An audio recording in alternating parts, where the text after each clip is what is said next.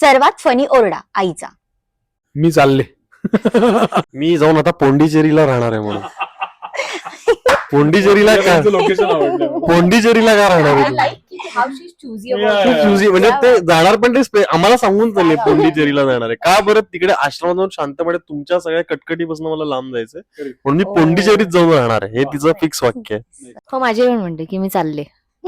आई जर एखादा ऍप असती तर ती कोणता ऍप असते?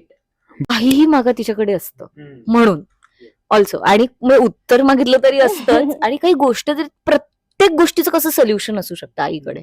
म्हणजे कुठलंही काय रेंज ऑफ हे म्हणजे. तर म्हणून म्हटलं ब्लिंकिट. म्हणजे you blink it and you get it. महाराष्ट्रात ट्रॅफिक ऍप. त्याच्यामध्ये चूक कुठली केली की तुम्हाला लगेच फाईन कशी येते त्यामुळे माझ्यासाठी म्हणजे स्मार्ट ट्रॅफिक ऍप. म्हणजे एखादी गोष्ट आईने सांगितली कर बाबा ही, तर लगेच करता की हो हो हो अर्थात.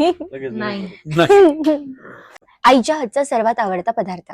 Fish, chicken, puranpoli, modak. अरे यार.